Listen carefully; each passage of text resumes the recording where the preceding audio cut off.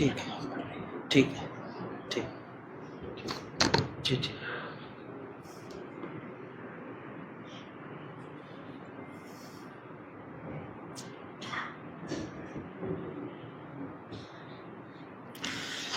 الحمد لله الذي خلق اللوح والقلم علم الإنسان ما لم يعلم والصلاة والسلام على رسوله الذي أرسل إلى العرب والعجم وعلى آله وصحبه الذين هم بحور العلوم والحكم أما بعد فأعوذ بالله من الشيطان الرجيم بسم الله الرحمن الرحيم وما محمد إلا رسول قد خلت من قبله الرسل أفإن مات أو قتل انقلبتم على أعقابكم ومن ينقلب على عقبيه فلن يضر الله شيئا وسيجزي الله الشاكرين وقال رسول الله صلى الله عليه وسلم تحفة المؤمن الموت وقال رسول الله صلى الله عليه وسلم من مات فقد قامت قيامته أو كما قال. اللہ تعالیٰ نے آدم علیہ السلام کو پیدا کیا، ان کے جسم کو بنایا، پھر روح کو اپنے حکم سے پیدا کیا، پھر روح کو حکم دیا آدم علیہ السلام کے جسم میں داخل ہو، تو روح نے داخل ہونے سے انکار کیا، اللہ میں داخل نہیں ہوتی. اللہ نے دوسری مرتبہ پھر حکم دیا کہ ہمارا حکم ہے اس جسم کے اندر داخل ہو. روح نے منع کیا، اللہ مجھے ڈر لگتا ہے، مجھے خوف آتا ہے. اللہ نے کہا میرا پھر تجھ سے وعدہ ہے، ایک وقت مقررہ پر اس جسم سے میں تجھے نکالوں گا. روح کہنے لگی اے اللہ آپ وعدہ کر رہے ہیں، آپ مجھے اس جسم سے نکالیں گے؟ اللہ نے فرمایا ہاں، ایک وقت مقررہ پر میں اس روح کو تجھے اس جسم سے ضرور نکالوں گا. اس وعدے پر روح جسم کے اندر داخل ہوئی تو پھر روح کہنے لگی اے اللہ مجھے اب بہت مزہ آیا، اب آپ مجھے اس جسم سے نہ نکالنا. اللہ مخاطب ہو کر فرمانے لگے میں اللہ ہوں، اپنے وعدے کا خلاف ورزی نہیں کرتا. میں نے جب تجھ سے وعدہ کر لیا ایک وقت مقررہ پر میں تجھے اس جسم سے نکالوں گا تو اب ضرور نکالوں گا. اللہ تعالیٰ نے زندگی کو بھی پیدا کیا اور موت کو بھی پیدا کیا. بچہ جب شکم مادر میں ہوتا ہے، اب اس 4 مہینے اس پر پورے ہوتے ہیں، اللہ تبارک و تعالیٰ اس میں روح پھونکنے سے پہلے اس کے دفن ہونے والی جس جگہ اس نے دفن ہونا ہے وہاں کی مٹی کو اٹھا کر ایک فرشتہ اس کے ٹمی بٹن میں داخل کرتا ہے اور پیک کرتا ہے کہ تجھے وہاں دفن ہونا ہے. اس کے بعد اس کے جسم میں روح پھونکی جاتی ہے. آنے سے پہلے موت کا فیصلہ ہوتا ہے، آنے سے پہلے موت کا فیصلہ ہوتا ہے. ہر آنے والا آیا اسی لیے ہے کہ اس کو جانا ہے. حضرت بی بی آمنہ اپنے میکے سے ایک بچہ، جناب رسول اللہ صلی اللہ علیہ وسلم، ایک خادمہ ام ایمن، 6 بکریاں آپ کے ساتھ ہیں. مدینہ سے 5ویں منزل ہے مقام ابوا پر پہنچتی ہیں تو وہاں پر آپ پر موت کے اثرات طاری ہوتے ہیں. آپ ساری طاقت کو جمع کر کر اپنے بیٹے سے مخاطب ہو کر 2 جملے کہتی ہیں، یا بنیا، اے میرے پیارے بیٹے، کل حی میت، ہر زندہ کو موت ہے، ہر زندہ کو موت ہے. اے میرے بیٹے اللہ تیری وجہ سے ساری دنیا کو روشن کرے گا. یہ آخری 2 جملے ارشاد فرماتی ہیں اور 26 سال کی عمر میں اور 26 سال کی جوانی میں حضرت بی بی آمنہ دنیا سے رخصت ہو جاتی ہیں. وقت گزرتا ہے، آپ صلی اللہ علیہ وسلم جب اس پہاڑی سے نیچے اترتے ہیں اور ام ایمن آپ کے ہاتھ کو پکڑ کر نیچے لے کر آتی ہیں تو اس وقت آپ صلی اللہ علیہ وسلم ہاتھ چھوڑاتے ہیں اور واپس اوپر کی طرف جاتے ہیں. ماں کی قبر پر آ کر کہتے ہیں تیرے سوا میرا تھا کون، آپ بھی چلی گئی. ام ایمن آپ صلی اللہ علیہ وسلم کے ہاتھ کو پکڑتی ہیں اور تھامتی ہیں اور ددیال کی طرف لے کر چلتی ہیں اور آپ صلی اللہ علیہ وسلم کو آپ کے دادا عبد المطلب کے حوالے کرتی ہیں اور سارا قصہ سناتی ہیں کہ حضرت بی بی آمنہ کا انتقال کیسے ہوا. حضرت ادریس علیہ السلام حضرت جبرائیل علیہ السلام تشریف لاتے ہیں، ان سے کہتے ہیں میرے کچھ کام باقی ہیں، کیا تم اسرائیل سے میری ملاقات کرا سکتے ہو تاکہ میں اپنی زندگی کے بارے میں پوچھ سکوں، میرے وقت کو کچھ آگے بڑھا دیا جائے اور میں اپنے کاموں کو پورا کر سکوں۔ حضرت جبرائیل علیہ السلام فرماتے ہیں کہ اسرائیل آسمانوں میں سے کسی آسمان پر ہوں گے۔ ابھی یہ یہاں گفتگو چلتی ہے، وہاں اللہ اسرائیل علیہ السلام سے کہتے ہیں چوتھے آسمان پر ادریس علیہ السلام کی روح کو قبض کرو۔ ادریس علیہ السلام کی روح کو قبض کرنے کا حکم ملتا ہے، اور جب اسرائیل دیکھتے ہیں کہ وہ تو زمین پر ہے، چوتھے آسمان پر ادریس علیہ السلام کیسے پہنچیں گے؟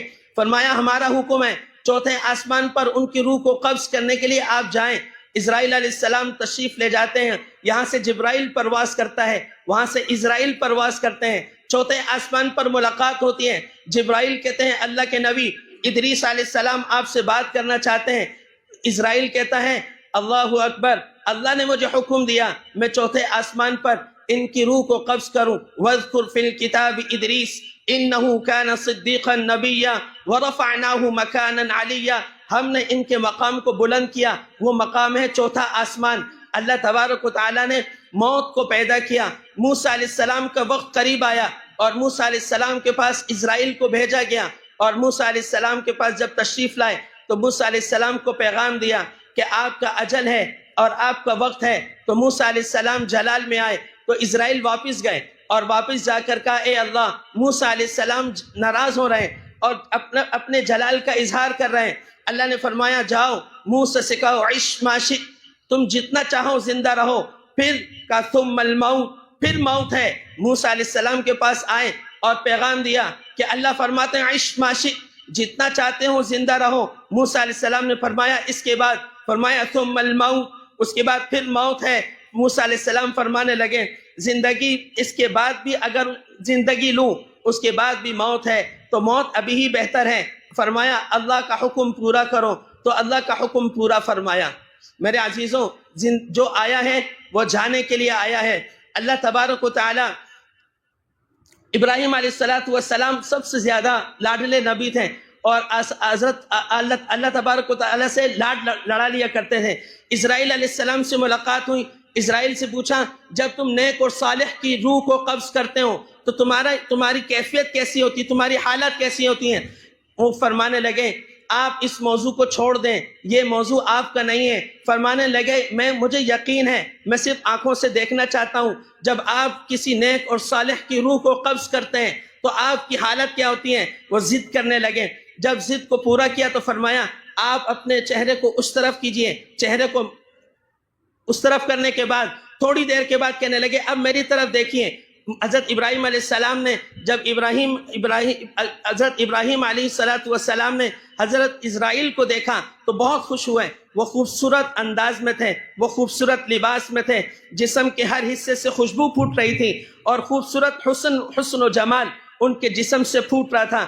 فرمانے لگے اللہ کی قسم کوئی نعمت نہ ہو سوائے یہ چہرے کا دیدار ہو تو تب بھی کافی ہے۔ اس کے بعد اگلا سوال کیا جب تم کسی کافر کی، کسی فاسق کی، کسی بدکردار کی، کسی گناہگار کی روح کو قبض کرتے ہو پھر کس حالت میں آتے ہو؟ کہا اے خلیل اللہ آپ اس موضوع کو چھوڑ دیں، آپ اس کو برداشت نہ کر سکیں گے۔ فرمایا نہیں، جب تصویر کا ایک رخ دکھایا ہے تو دوسرا بھی دکھائیے۔ تو فرمایا آپ چہرے کو پھیریے۔ جب چہرے کو پھیرا تھوڑی دیر کے بعد فرمایا اب میری طرف دیکھیے۔ جب ابراہیم خلیل اللہ نے اسرائیل علیہ السلام کو دیکھا، چہرے پر نظر پڑی، غشی کھا کر بے ہوش ہو کر زمین پر گرے۔ اسرائیل علیہ السلام وہ چلے گئے۔ جب ہوش آیا تو فرمانے لگے اللہ کی قسم کوئی عذاب نہ ہو، کچھ بھی نہ ہو سوائے اس کے کہ وہ تمہارا چہرہ جو اس وقت موجود ہے، بھیانک چہرہ، ہر جگہ سے آگ ٹپک رہی ہے، جسم سے بدبو نکل رہی ہے، یہی چہرہ دیکھنا اگر کافی ہو تو اس سے بڑا عذاب کوئی نہیں۔ اللہ تبارک و تعالیٰ نے اس کو فرمایا وَلَوْ تَرَى إِذْ يَتَوَفَّى الَّذِينَ كَفَرُوا الْمَلَائِكَةُ يَضْرِبُونَ وُجُوهَهُمْ وَأَدْبَارَهُمْ، کاش تم نافرمانوں کی موت کا منظر دیکھ سکتے جب فرشتہ موت کا اس کے قریب آتا ہے اور روح کو نکالتا ہے، اس وقت یضربون وجوہہم، وہ اس کے چہرے پر بھی تھپڑ مارتا ہے، وادبارہم، اس کی پیٹھ پر بھی تھپڑ کو مارتا ہے، مار کر اس کی روح کو نکالتا ہے، جس کو قرآن نے کہا والنازعات غرقا، قسم ان فرشتوں کی جو انسان کے جسم میں گھس کر انسان کی روح کو کھینچ کر انسان کے جسم سے نکالتے ہیں۔ حضرت ابی ابن کعب رضی اللہ تعالی عنہ امیر المؤمنین عمر بن الخطاب رضی اللہ تعالی عنہ کے پاس آتے ہیں اور فرماتے ہیں، ابی ابن کعب رضی اللہ تعالی عنہ فرماتے ہیں، اے امیر المؤمنین عمر بن الخطاب، فرمایا جی آپ کس لیے آئے ہیں؟ کیا موت کے وقت کو آپ بیان کر سکتے ہیں؟ پریکٹیکل لائف میں مجھے اس کو سمجھنا ہے، کیا آپ پریکٹیکل لائف میں موت کے وقت کو اور سکرات الموت کو آپ بتا سکتے ہیں؟ فرمایا ہاں، جاؤ ریشم کا کپڑا لے کر آؤ۔ ریشم کے کپڑے کو لایا گیا، کہا خاردار کانٹوں کو لے کر آؤ، خاردار کانٹوں کو لایا گیا۔ ابی ابن کعب رضی اللہ تعالیٰ عنہ کے ہاتھ میں ریشم کے کپڑوں کو دیا گیا، فرمایا اس ریشم کو ان خاردار کانٹوں پر پھینکو۔ جب پھینکا گیا تو ابی ابن کعب سے فرمایا، اے ابی اس کو کھینچو۔ جب کھینچا تو کھینچتے وقت وہ ریشم کا کپڑا تار تار ہو گیا۔ فرمایا یہ ہے سکرات الموت، انسان کے جسم سے جب روح نکلتی ہے تو انسان کو اس طرح تکلیف ہوتی ہے،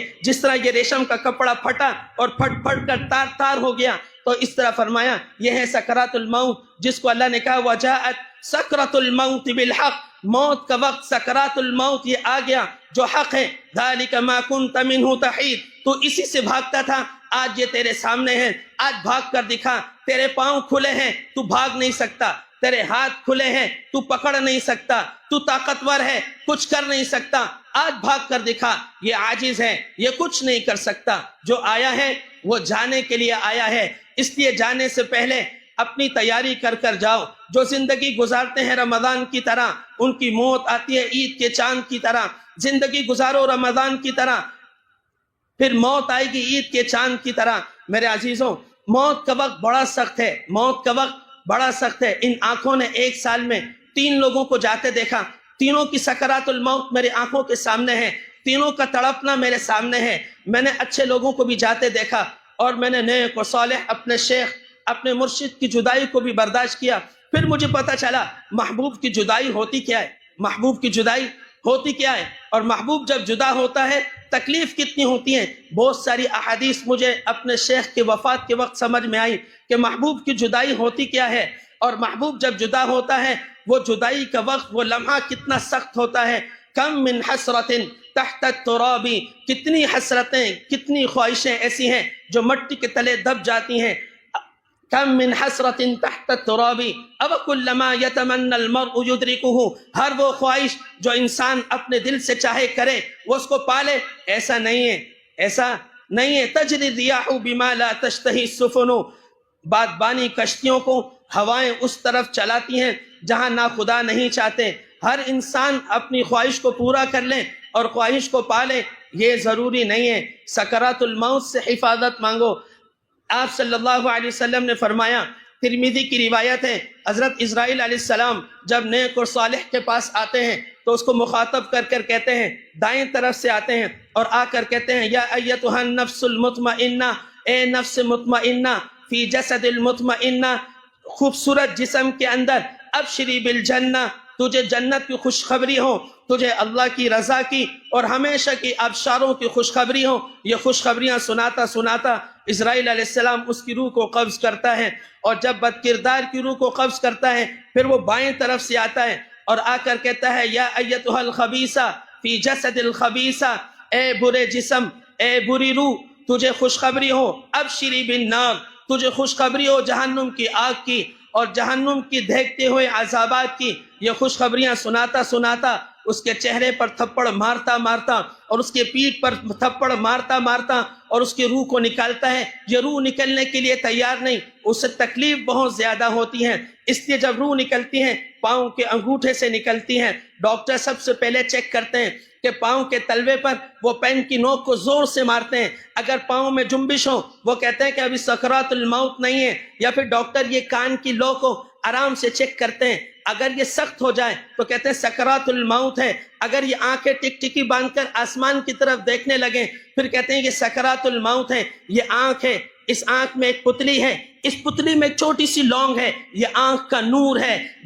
جب موت کا فرشتہ انسان کے سینے پر بیٹھتا ہے، اذ المنیۃ انشبت اسفارہا، جب موت اپنے پنجے انسان کے سینے پر گاڑتا ہے تو یہ نور، آنکھوں کا جو نور ہے، یہ لونگ ہے، یہ نور، آنکھوں کا نور ختم ہو کر آنسو بن کر یہ کنکھیوں پر آتا ہے۔ دنیا کا منظر ختم، یہ آخرت کا منظر دیکھتا ہے، اور اس کے سامنے دنیا ختم، یہ آخرت کو دیکھتا ہے۔ پھر موت کا فرشتہ اسے کہتا ہے اگر یہ نیک اور صالح ہے، یہ کہتا ہے اگر تو بد کردار ہوتا جہنم میں تیرا مقام یہ ہوتا، لیکن تو خوش قسمت ہے، تو خوش قسمت ہے، تو خوش نصیب ہے، تیرا جنت میں یہ ٹھکانہ ہے۔ اگر یہ بدبخت ہوتا ہے، اس کو مخاطب کر کر کہتا ہے تو اگر نیک اور صالح ہوتا جنت میں تیرا یہ مقام ہوتا، لیکن تو بدبخت ہے، تجھ پر بدبختی غالب آ گئی، تجھ پر شقاوت غالب آ گئی، جہنم میں تیرا یہ ٹھکانہ ہے۔ یہ دنیا کا دیکھنا بند کرتا ہے اور آخرت کا دیکھنا شروع کر دیتا ہے،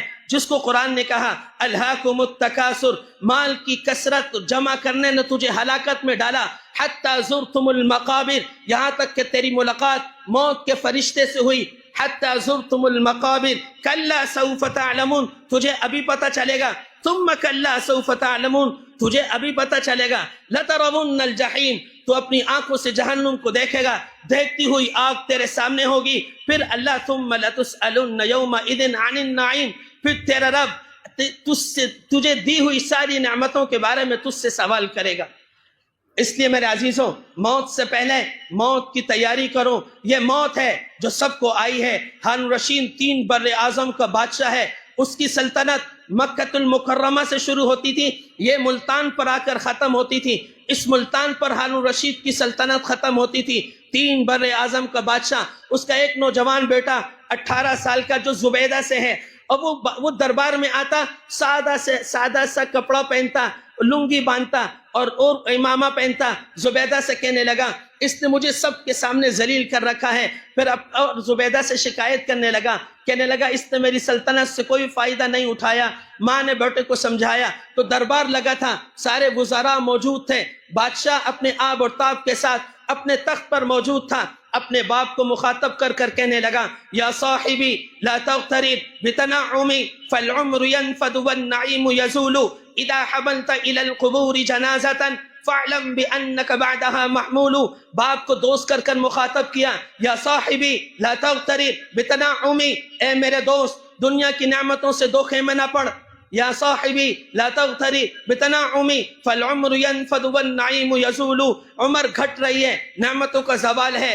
اذا حملت الى القبور جنازة، جب تو کسی جنازے کو کندھا دے، فاعلم بانک بعدها محمول، اس بات کا یقین کر لینا آج تو کسی کے جنازے کو کندھا دے رہا ہے، کل تیرے جنازے کو کندھا دیا جائے گا۔ یہ کہہ کر اپنے باپ کو سلام کیا اور رخصت ہوا، کہا ابا آج کے بعد میری وجہ سے کبھی آپ کو ذلت دیکھنی نہ پڑے گی، لیکن تجھے نصیحت کرتا جا رہا ہوں کہ موت کا وقت قریب ہے، موت کی تیاری کر۔ بیلول دانا کو تلاش کیا۔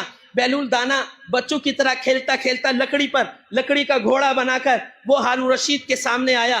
سامنے وزراء موجود، ہارون رشید اپنے تخت پر موجود، وہ لکڑی کو اپنا گھوڑا بنا کر ہارون رشید کے سامنے آیا، اور ہارون رشید نے کہا بیلول کیا کر رہا ہے؟ کہا پل صراط سے گزرنے کی تیاری کر رہا ہوں۔ کہا مجھے بھی تو یہ تیاری کرا۔ کہا پھر اس کے لیے تجھے ایک آزمائش سے گزرنا ہوگا، کل چاش کے وقت میں آؤں گا، اور تو اگر اس آزمائش سے گزر گیا تو پھر تو پل صراط سے گزرے گا۔ بادشاہ نے یہ اعلان کیا کہ میں پل صراط سے گزرنے کی تیاری بہلول سے سیکھ رہا ہوں۔ بہلول کا انتظار کیا جانے لگا، سارا محل بھر گیا، وزراء کبراء پہلے سے آ گئے، اور بادشاہ آب و تاب کے ساتھ اپنے تخت پر آ کر بیٹھ گیا۔ ہارون رشید رحمت اللہ علیہ وہ بہلول کا انتظار کرنے لگے۔ بہلول دانا رحمت اللہ علیہ تشریف لائے تو ہارون رشید کھڑے ہوئے۔ اس کا نام مصعب تھا، یہ حضرت ہارون رشید کا چچا زاد بھائی تھا، اور یہ ہارون رشید کا دایاں ہاتھ تھا۔ اس نے سب چیزوں کو چھوڑا اور چھوڑ کر ایک فقیری کو اختیار کیا اور بادشاہت کو لات ماری، تو اللہ تبارک و تعالیٰ نے اسے ولایت کی سلطنت عطا کی۔ ولایت کی سلطنت عطا کی۔ ہارون رشید رحمت اللہ علیہ کہنے لگے تم ہمیں پل صراط کی تیاری کرانے لگے ہو، بتاؤ کیسے کرو گے؟ اس نے کہا ایندھن کو جمع کیا جائے۔ ایندھن کو جمع کیا گیا، کہا ایک بڑا توا لایا جائے اور اس میں اس توے کو ایندھن پر گرم کیا جائے۔ تو وہ گرم ہوا، کہا پہلے اس کے اوپر میں کھڑا ہوں گا، جس پر آپ روٹی پکاتے ہو، کہا اس پر پہلے میں کھڑا ہوں گا، اپنا نام، اپنا نسب، اپنا پیشہ، اپنی خوراک، اپنی جائیداد، یہ 5 چیزیں بیان کروں گا، اس کے بعد تو اپنا نام، اپنا نسب، اپنی جائیداد، اپنی خواہشات تو بیان کرے گا۔ بہلول دانا کھڑا ہوا، 30 سیکنڈ کے اندر اس نے 5 چیزوں کو بیان کیا۔ وہ دہکتا ہوا، ابلتا ہوا وہ گرم توا اس پر کھڑا تھا، اور کھڑے ہو کر 30 سیکنڈ میں اس نے جواب دیا اور نیچے اترا۔ کہا ہارون الرشید اب تیری باری ہے، تو کھڑا ہو۔ ہارون الرشید تو آل رسول میں سے تھا، ابھی وہ نسب ہی بیان نہ کر سکا، اس کے پاؤں جلنے لگے اور وہ دھم کر کے نیچے اترا۔ تو بہلول دانا کہنے لگا، اے ہارون تو آج اس گرم تپتے ہوئے توے پہ کھڑا نہ ہو سکا، کل پل صراط پر کیسے کھڑا ہوگا؟ اور ان 5 سوالوں کا جواب تو وہاں کیسے دے گا جب اولین اور آخرین ہوں گے؟ ہارون رشید روتا رہا، روتا رہا، روتے روتے وہ زمین پر گرا، کہنے لگا اصل تو ہے موت کی تیاری، جو آیا ہے وہ جانے کے لیے آیا ہے۔ آخری آیت جو نازل ہوئی، اليوم اکملت لکم دینکم واتممت علیکم نعمتی ورضیت لکم الاسلام دینا، عرفہ کا میدان، 9 ذی الحجہ، 9 ذی الحجہ عرفہ کا میدان ہے۔ آپ صلی اللہ علیہ وسلم پر یہ آیت نازل ہوئی 10 ذی الحجہ یا 11 ذی الحجہ کو آپ پر آخری صورت نازل ہوئی، اذا جاء نصر اللہ والفتح ورأیت الناس يدخلون فی دین اللہ افواجا فسبح بحمد ربک واستغفر انہ کان توابا۔ سارے صحابہ خوش ہونے لگے، جناب ابو بکر صدیق رضی اللہ تعالیٰ عنہ وہ زار و قطار رونے لگے، نوجوان صحابہ وہ کہنے لگے عجب بات ہے، خوشی کا مقام ہے، اسلام پھیلے گا اور اسلام جوک در جوک پھیلے گا، اور ابو بکر رو رہے ہیں۔ آ کر پوچھا ہے ابو بکر، چھوٹے بڑے باادب تھے، چھوٹے بڑے باادب تھے، آج کے دور کا سب سے بڑا فتنہ بے ادبی ہے، آج کے دور کا سب سے بڑا فتنہ بے ادبی ہے۔ جس کو 2 سبق آ جاتے ہیں، جس کو 2 مسئلے آ جاتے ہیں، وہ علماء کے سامنے آ کر کھڑے ہو جاتے ہیں، وہ پیر کی اصلاح کے لیے کھڑے ہو جاتے ہیں، وہ کہتے ہیں ہماری کیفیت اچھی ہے آپ کی کیفیت سے۔ نوجوان صحابہ ابو بکر صدیق رضی اللہ تعالیٰ عنہ کے پاس آئے، کہا اے ابو بکر آج خوشی کا مقام ہے، آج سب خوش ہو رہے ہیں، آپ زار و قطار رو رہے ہیں، اس میں تو اسلام کے پھیلنے کی خوشخبری ہے، اسلام پھیلے گا، آپ کیوں رو رہے ہیں؟ فرمایا میرے دوست کے جانے کا وقت ہے، جدائی ہے، اور جدائی کے لیے دل تیار نہیں ہے۔ یہ صورت پیغام دیتی ہے میرا دوست بہت جلد مجھ سے جدا ہو جائے گا، اس لیے کہ قاصد کا جب کام مکمل ہو جاتا ہے اسے 3 کاموں کا حکم دیا جاتا ہے، جب بھی نیک کام کرو اس کے بعد 3 کام لازمی کرو، فسبح سبحان اللہ بحمدی الحمدللہ واستغفر استغفر اللہ۔ سبحان اللہ سے شروع کرو، استغفر اللہ پر اپنے نیک کام کو ختم کرو۔ فرمایا اللہ کے رسول کو حکم ہے سبحان اللہ کہیں، الحمدللہ کہیں اور استغفر اللہ کہیں۔ اس کا مطلب یہ ہے کہ قاصد نے اپنا پیغام پورا سنا دیا اور قاصد اپنا کام پورا کر چکا، اس لیے آپ پھر 11 ذی الحجہ کو تشریف لائے، آپ نے تینوں شیطانوں کو کنکریاں ماری۔ پھر کبھی موقع ملا تو میں پورے اللہ کے رسول کا حج سناؤں گا، پورا سنا، ابھی میں اپنے مقصد کی بات بتا رہا ہوں۔ آپ نے تینوں شیطانوں کو کنکریاں ماری اور پھر آپ کی آواز میں ایک جلال تھا اور آپ نے مکبر نہیں کھڑے کیے، آپ نے زور سے کہا عسیٰ اللہ تلقانی بعد عامی ھذا، اے مسلمانوں، اے میرے صحابہ، آج اس سال کے بعد آئندہ سال میری تمہاری ملاقات نہیں ہوگی۔ محدثین، مفسرین، مؤرخین، سیرت نگار لکھتے ہیں حجۃ الوداع کے بعد جناب رسول اللہ صلی اللہ علیہ وسلم 82 دن یا 84 دن آپ زندہ رہے، پھر آپ دنیا سے رخصت ہو گئے۔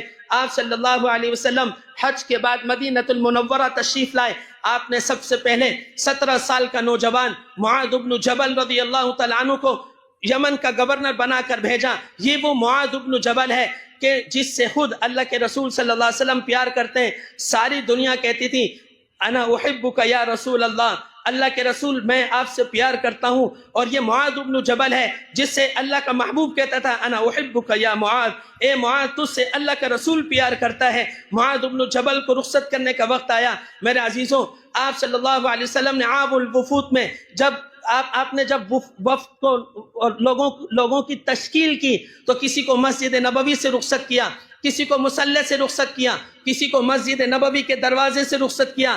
آج محبوب کو جدا کرنے کا وقت ہے، محبوب کو محبوب سے رخصت ہونے کا ٹائم ہے، دل جدائی کے لیے تیار نہیں ہے، تو معاذ بن جبل کو رخصت کرنے کے لیے میرا تمہارا کائنات کا نبی 9 میل پیدل چلا اور معاذ بن جبل کو گھوڑے پہ سوار کیا، لگام خود ہاتھ میں پکڑی اور معاذ بن جبل کو ساتھ لے کر چلے، جہاں یمن کا گنجان راستہ شروع ہوتا ہے وہاں پر گھوڑے کی لگام کو کھینچا اور کھینچنے کے بعد کہا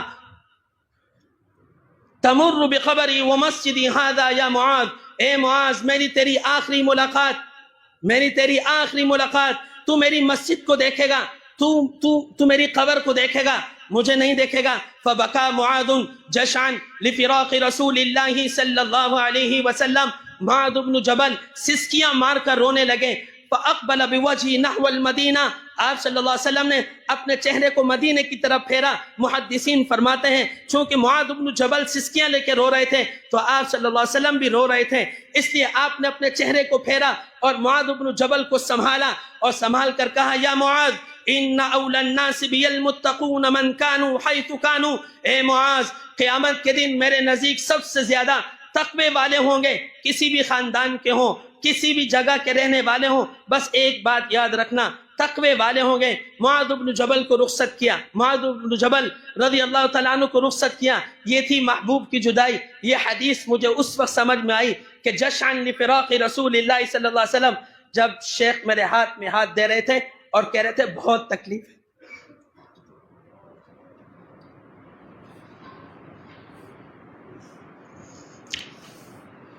45 منٹ میرے ہاتھ میں ہاتھ تھا، کہنے لگے بہت تکلیف ہے، بہت تکلیف ہے۔ ہاں، محبوب جب جدا ہوتا ہے پھر سمجھ میں آتا ہے کہ ہے کیا۔ آپ صلی اللہ علیہ وسلم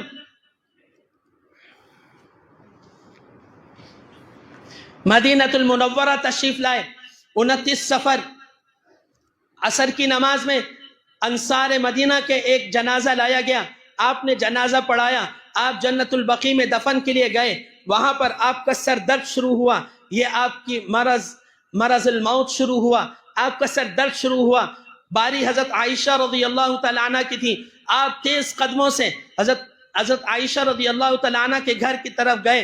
حضرت عائشہ رضی اللہ تعالیٰ عنہ نے دیکھا آپ صلی اللہ علیہ وسلم کو تیز بخار ہے، سر درد کی شکایت ہے، آپ سر درد کی شکایت کر رہے تھے اور فرمانے لگے سر میں بہت تکلیف ہے، سر میں بہت تکلیف ہے۔ اور حضرت عائشہ رضی اللہ تعالیٰ عنہ جیسی بیوی ہو اور وہ آپ پر جان فدا کرتی ہو، 7 سال میں نکاح ہوا، 9 سال کی عمر میں رخصتی ہوئی، 18 سال کی عمر میں بیوہ ہوئی، 56 سال کی عمر میں انتقال کر گئی اور جنت البقیع میں دفن ہوئی۔ حضرت عائشہ رضی اللہ تعالیٰ عنہ نے آپ کی تیمارداری کی، تیمارداری کرنے کے بعد اگلے دن باری تھی حضرت میمونہ رضی اللہ تعالیٰ عنہ کی، آپ صلی اللہ علیہ وسلم بار بار پوچھتے ہیں، حضرت عائشہ کے گھر سے آئے اور پھر میمونہ سے پوچھتے ہیں وہ عائشہ کی باری کب ہے، عائشہ کی باری کب ہے۔ اگلے دن باری آئی ام سلمہ رضی اللہ تعالیٰ عنہ کی، آپ فرماتے ہیں عائشہ کی باری کب ہے، عائشہ کا وقت کب آئے گا۔ ام سلمہ بہت دانا تھی، بہت دانا تھی۔ ان کا امت پر 2 بڑے احسان ہیں، امت پر 2 بڑے احسان ہیں۔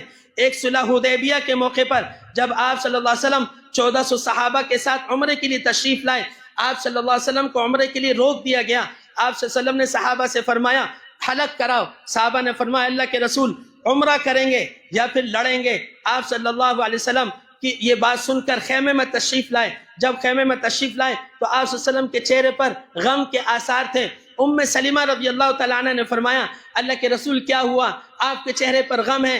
آپ صلی اللہ علیہ وسلم فرمانے لگے میں صحابہ سے کہہ رہا ہوں حلق کرو، وہ کہتے ہیں عمرہ کریں گے یا جہاد کریں گے، لڑیں گے۔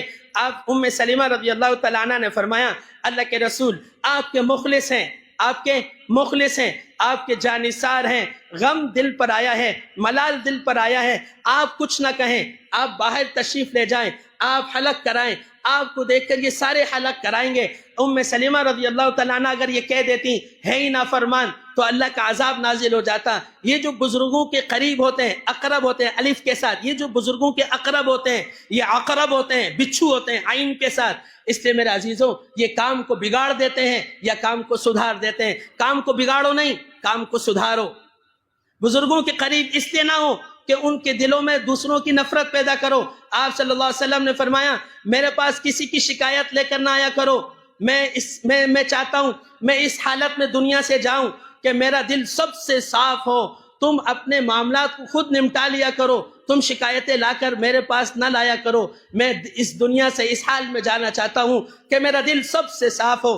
حضرت ام سلمہ رضی اللہ تعالیٰ عنہ نے سب کو جمع کیا، 9 بیویاں زندہ تھیں، فرمایا 8 کے 8 کو جمع کیا کہ اللہ کے رسول کی منشا ہے کہ بیماری کے ایام وہ حضرت عائشہ کے پاس گزارنا چاہتے ہیں۔ ہم سب اپنی باری کو معاف کرتے ہیں، ہم سب اپنے حق کو معاف کرتے ہیں، اور آپ صلی اللہ علیہ وسلم کو بیک زبان خوشی خوشی یہ کہتے ہیں اللہ کے رسول آپ حضرت عائشہ کے پاس چلے جائیں، جب آپ صحت یاب ہو جائیں گے اللہ آپ کو صحت دے دے گا، پھر ہماری باری کو شروع کر دینا، پھر ہمارے حقوق کو واپس کر دینا۔ حضرت عائشہ رضی اللہ تعالیٰ عنہ فرماتی ہیں ام سلمہ رضی اللہ تعالیٰ عنہ نے یہ ارشاد فرمایا، آپ صلی اللہ علیہ وسلم کو طیبہ طاہرہ سیدہ عائشہ صدیقہ رضی اللہ تعالیٰ عنہ کے گھر لایا گیا۔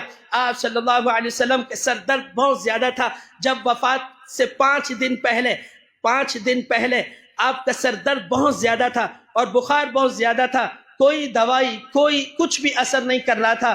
آپ صلی اللہ علیہ وسلم نے مدینہ المنورہ کے کنووں کے پانی کو جمع کیا، ایک مشکیزے کے اندر جمع کرایا، اور جمع کرا کر فرمایا کہ ایک مشکیزے میں اس سارے پانیوں کو جمع کیا جائے۔ سارے کنویں کے پانیوں کو ایک مشکیزے میں جمع کیا گیا اور حضرت عائشہ رضی اللہ تعالیٰ عنہ کے گھر لایا گیا۔ حضرت عائشہ کے گھر میں اتنا بڑا برتن نہیں تھا، اتنا بڑا ٹب نہیں تھا جس میں آپ صلی اللہ علیہ وسلم بیٹھ کر پانی کو اپنے جسم پر بہاتے۔ حضرت حفصہ رضی اللہ تعالیٰ عنہ کے گھر سے اس ٹب کو لایا گیا، اور آپ صلی اللہ علیہ وسلم نے اپنے کرتے مبارک کو اتارا اور تہبند آپ نے پہنی تھی، آپ اس ٹب میں بیٹھے اور آہستہ آہستہ آپ کے سر مبارک سے پانی کو ڈالا گیا اور آپ کے سر درد میں کمی آنے لگی۔ جب سر درد میں کمی آئی تو آپ صلی اللہ علیہ وسلم نے حضرت علی بن ابی طالب، فضل بن عباس، حضرت عباس بن عبد المطلب کے بیٹے فضل بن عباس، اور حضرت علی بن ابی طالب اپنا بیٹا، اپنا داماد، اپنا چچزاد بھائی، اپنا ربیب جس کو خود پالا،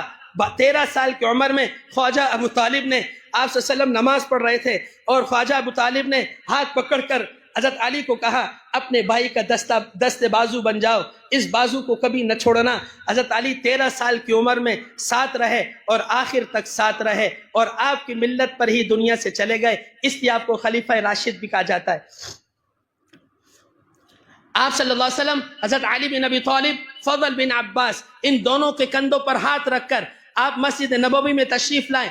آپ کے پاؤں میں اتنی سکت نہ تھی کہ آپ پاؤں کو جما سکتے، پاؤں رگڑ رہے تھے، اور مسجد نبوی کی زمین آپ کے پاؤں جما نہیں پا رہے تھے، اور آپ ان دونوں کے سہارے سے مسجد نبوی کے منبر پر ظہر سے پہلے تشریف لائے، اور آپ جلوہ افروز ہوئے۔ صحابہ یہ پروانے تھے، یہ دیوانے تھے، یہ دیدار نبی کے عاشق تھے، انہیں کچھ نہیں چاہیے تھا، انہیں صرف اللہ کے رسول کا دیدار چاہیے تھا۔ حضرت سمیہ رضی اللہ تعالیٰ عنہ کا جب انتقال ہونے لگا، ان کی شہادت ہونے لگی، بیٹا سامنے عمار بن یاسر سامنے کھڑا ہے، کہنے لگا ماں کوئی آخری خواہش، کوئی آخری خواہش، کوئی آخری پیغام؟ کہا ہاں ایک آخری پیغام ہے، آقا سے کہنا میری ماں آخری وقت میں بھی تجھے سلام عرض کر رہی تھی۔ حضرت خبیب رضی اللہ تعالیٰ عنہ کو نیزہ مارا جا رہا ہے، آپ اوپر ہیں اور آپ کو نیزہ مارا جا رہا ہے، تو مکہ کا ایک سردار کہتا ہے تجھے چھوڑ دیا جائے اور تیری جگہ محمد بن عبداللہ کو قتل کر دیا جائے، تیرا کیا خیال ہے؟ وہ کہتا نہیں مجھے یہ بات بھی پسند نہیں، میں اپنی بیوی کے ساتھ بستر پر موجود ہوں، اور محمد رسول اللہ صلی اللہ علیہ وسلم کو ایک چھوٹا سا کانٹا بھی چبھے، مجھے یہ بات بھی برداشت نہیں۔ پھر مخاطب ہو کر کہنے لگے لست ابالی حین اقتل مسلما علی ای جنب کان للہ مفزعی وکان فی ذات الہی وان یشاء یبارک علی اوصال شلب ممزعی۔ اور پھر جیسے ان کو نیزہ لگا، مسجد نبوی میں حضور صلی اللہ علیہ وسلم تشریف فرمائے، آپ اٹھے، آپ دائیں طرف جا کر کہنے لگے السلام علیکم وعلیکم السلام یا خبیب، آپ بائیں طرف آ کر کہنے لگے وعلیکم السلام یا خبیب۔ آپ صلی اللہ علیہ وسلم کے صحابہ نے کہا اللہ کے رسول خبیب تو ہے نہیں، آپ سلام کس کو بھیج رہے ہیں؟ آپ بار بار سلام خبیب پر کر رہے ہیں، کہ تمہیں نہیں پتا خبیب کا آخری سلام اللہ نے مجھے بھیجا ہے، میں اسی سلام کا جواب دے رہا ہوں۔ اے رب وہ بینائی دے جہاں دیکھوں مدینہ دکھائی دے، اے رب وہ بنائی دے، جہاں دیکھوں مدینہ دکھائی دے، جب بھیجوں اپنے نبی پر درود تو مجھے اپنے نبی کا جواب سنائی دے۔ ہاں، اس ٹوٹے ہوئے دل کی ایک پردرد کہانی ہے جو خود جا کر سرور دو عالم کو سنانی ہے۔ اے باد صبا جا لے آ خوش خاک مدینے کی، یہ خاک شفا ہے اسے آنکھوں پہ لگانی ہے، آنکھوں سے بہتا یہ مسلسل جو پانی ہے، یہ عشق محمد کی ایک خاص نشانی ہے۔ صحابہ کو کچھ نہیں چاہیے تھا، ایک صحابی باغ میں کھڑے تھے، اسے جب پتہ چلا اللہ کے رسول دنیا سے رخصت ہو گئے، آنکھ پہ ہاتھ رکھا اور ایسے آسمان کی طرف کہا، اے اللہ تو گواہ ہے اس بات کا کہ مجھے اس آنکھ سے صرف محمد الرسول اللہ صلی اللہ علیہ وسلم کے چہرے کو دیکھنا پسند تھا، اگر وہ آج دنیا میں نہیں، مجھے کچھ دیکھنا پسند نہیں، میری بینائی کو چھین لے۔ ان کی آنکھیں جب انہوں نے ہاتھ ہٹایا وہ نابینا ہو چکے تھے، وہ نابینا ہو چکے تھے۔ یہ عشق ہے، یہ عشق ہے، یہ محبت ہے، یہ بازاروں میں نہیں ملتی، یہ بازاروں میں نہیں ملتی، یہ کہیں نہیں ملتی۔ آپ صلی اللہ علیہ وسلم ممبر پر جلوہ افروز ہوئے، صحابہ اکرام رضی اللہ تعالیٰ عنہم اجمعین سب آپ کے سامنے موجود تھے۔ آپ صلی اللہ علیہ وسلم نے صحابہ سے فرمایا، سنو سنو، مجھے تمہیں بتا کر گئے، مجھے تمہیں سنا کر گئے، احادیث نبویہ کو اٹھا کر دیکھو، میں تمہیں حدیث سنا رہا ہوں اور کچھ نہیں سنا رہا۔ آج صلی اللہ علیہ وسلم ممبر پر جلوہ افروز ہوئے، سامنے صحابہ کا مجمع ہے اور صحابہ سے فرما رہے ہیں، میں نے اگر تم میں سے کسی کا قرض دینا ہے یہاں لے لو، وہاں مطالبہ نہ کرنا۔ دوسری بات سنو، میں نے تم میں سے اگر کسی پر زیادتی کی ہو یہاں بدلہ لے لو، میں آخرت کے حساب کو برداشت نہیں کر سکتا۔ یہ وہ ذات ہے جس کے لیے اللہ تعالیٰ نے کائنات کو بنایا، جس کے لیے آدم علیہ السلام کو نبوت دی، آدم علیہ السلام کو چلایا، انسانیت کو چلایا، سب کچھ بنایا، سب کچھ چلایا، صرف جناب رسول اللہ صلی اللہ علیہ وسلم کے لیے کوئی نہ اٹھا۔ آپ نے ظہر کی نماز خود پڑھائی، یہ آخری نماز تھی جو صحابہ نے حضور صلی اللہ علیہ وسلم کے اقتداء میں پڑھی۔ آپ نے ظہر کی نماز پڑھائی اور ظہر کی نماز پڑھا کر آپ دوبارہ ممبر پر جلوہ افروز ہوئے۔ آپ نے بار بار یہی خطاب فرمایا، تم میں سے اگر میں نے کسی کا قرض دینا ہے وہ یہاں پر مجھ سے لے لے، وہ یہاں پر مجھ سے لے لے، آخرت میں مجھ سے مطالبہ نہ کرے۔ ایک شخص کھڑا ہوا، اللہ کے رسول آپ نے میرے 3 درہم دینے، آپ نے میرے 3 درہم دینے۔ آپ صلی اللہ علیہ وسلم نے فرمایا، میں نے تمہارے 3 درہم کیوں دینے، میں نے تمہارے 3 درہم کیوں دینے؟ وہ کہنے لگا، اللہ کے رسول ایک سائل آیا تھا، وہ اس سائل نے اللہ کے نام پر آپ سے مانگا تھا اور آپ صلی اللہ علیہ وسلم آپ کے پاس کچھ بھی نہ تھا، آپ نے مجھے کہا کیا تمہارے پاس کچھ پیسے ہیں؟ تو میں نے کہا اللہ کے رسول 3 روپے ہیں۔ آپ نے کہا مجھے دے دو، بعد میں مجھ سے لے لینا۔ اور پھر وہ 3 درہم لیے اور لینے کے بعد آپ نے اس سائل کو دیے۔ آپ کو یاد آیا، آپ نے فضل بن عباس سے کہا، فضل میرا قرضہ اپنے ذمہ لیتے ہو، میری طرف سے یہ 3 درہم دیتے ہو؟ آپ حضرت عائشہ فرماتی ہیں، جس رات اللہ کے رسول صلی اللہ علیہ وسلم کا انتقال ہوا، ہمارے پاس چراغ میں دیے میں جلانے کے لیے تیل بھی موجود نہ تھا، میں برابر انصار پڑوسی سے لے کر آئی تھی، تو 3 درہم کیسے دیتے؟ آپ نے پھر فضل بن عباس سے کہا، میرا قرضہ اپنے ذمہ لو اور یہ قرضہ اسے ادا کرو۔ فضل بن عباس رضی اللہ تعالیٰ عنہ نے فرمایا، اللہ کے رسول میں آپ کا قرضہ ادا کروں گا۔ آپ گھر تشریف لے گئے۔ جمعرات کے دن عشاء کی نماز میں آپ کے سر درد کو تکلیف ہوئی اور سر درد بڑھنے لگا، آپ صلی اللہ علیہ وسلم پر غشی کی حالت طاری ہوئی، صحابہ عشاء کی نماز کا انتظار کر رہے تھے۔ آپ صلی اللہ علیہ وسلم کو جب ہوش آیا، آپ نے فرمایا، کیا صحابہ نے نماز ادا کر لی؟ وہ فرمانے لگے، نہیں اللہ کے رسول آپ کا انتظار کر رہے تھے۔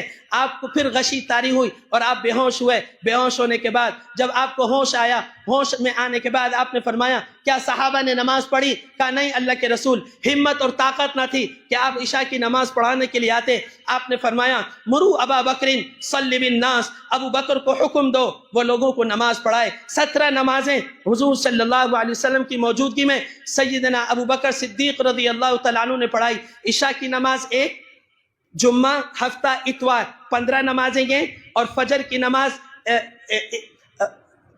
پیر کے دن کی، فجر کی نماز پیر کے دن کی۔ یہ کتنی نمازیں ہوئیں؟ 17 نمازیں۔ ہم سب کہتے ہیں نا ابو بکر رضی اللہ تعالیٰ عنہ نے 17 نمازیں حضور صلی اللہ علیہ وسلم کی موجودگی میں پڑھائی، تو عشاء سے شروع کی، اور یہ مسند الامام الاعظم میں کہ آپ نے فرمایا مرو ابا بکرین صلی بالناس، ابو بکر کو حکم دو وہ لوگوں کو نماز پڑھائے۔ یہ عشاء کی نماز تھی، یہ جمعرات کا دن تھا، شب جمعہ کی رات تھی، تو جمعہ ہفتہ اتوار 15 نمازیں یہ ہو گئی، 16ویں نماز پیر کی فجر کی، اور 17ویں نماز عشاء کی جو آپ صلی اللہ علیہ وسلم نے حکم دیا۔ یہ 17 نمازیں حضور صلی اللہ علیہ وسلم کی موجودگی میں سیدنا ابو بکر صدیق رضی اللہ تعالیٰ عنہ نے پڑھائیں۔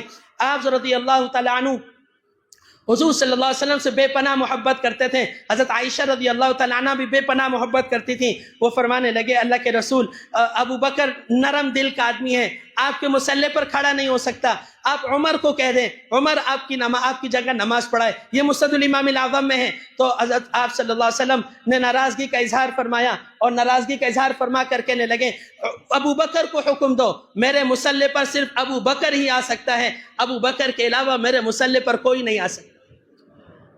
ابو بکر کو مصلی پر کھڑا کیا۔ پھر آپ صلی اللہ علیہ وسلم کے پاس جبرائیل آ گئے، اور پھر جبرائیل علیہ السلام نے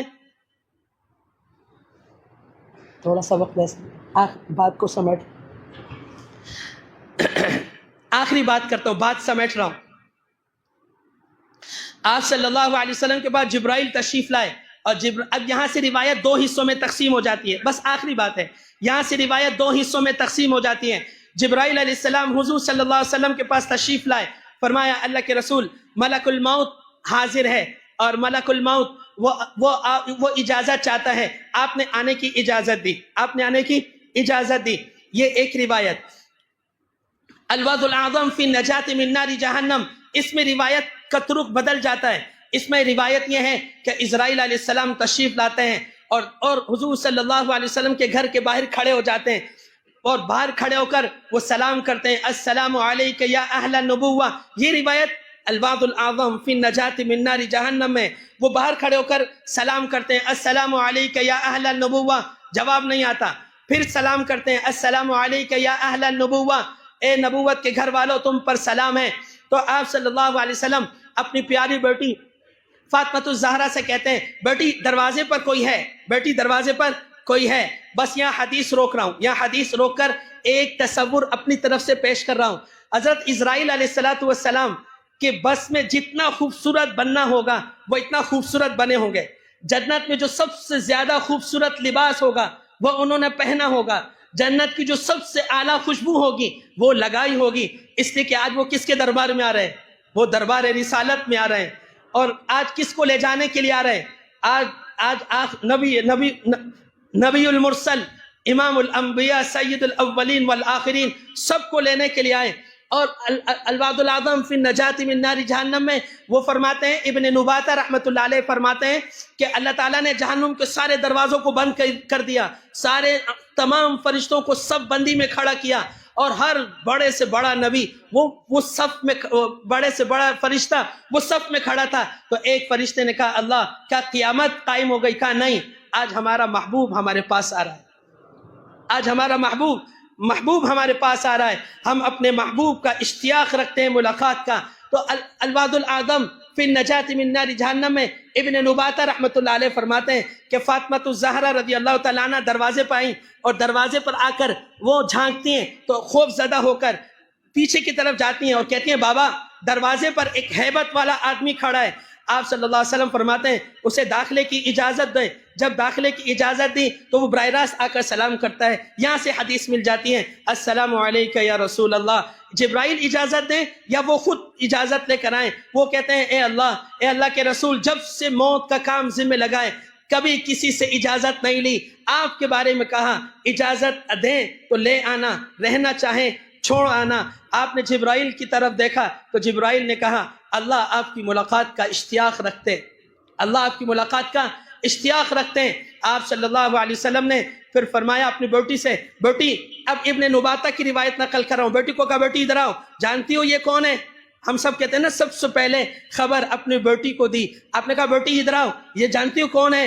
یہ آوازوں کو خاموش کرنے والا، یہ لذتوں کو ختم کرنے والا، یہ جسم کو بے جان کرنے والا، ہذا ملک الموت، یہ ملک الموت ہے۔ بیٹی رونے لگی، بیٹی رونے لگی۔ کہا بیٹی مت رو مت رو مت رو، مت رو۔ ابھی عمر صرف 23.5 سال ہے، بی بی فاطمہ کی عمر 23.5 سال ہے۔ آپ صلی اللہ علیہ وسلم کے انتقال کے بعد کسی نے بھی بی بی فاطمہ کو ہنستے اور مسکراتے نہیں دیکھا، 6 مہینے تک کبھی مسکرائی نہیں، اور 6 مہینے بعد اپنے بابا سے جا کے مل گئی، اپنے بابا سے جا کر مل گئی۔ یہ عمر ہے 24 سال، یہ عمر ہے 24 سال۔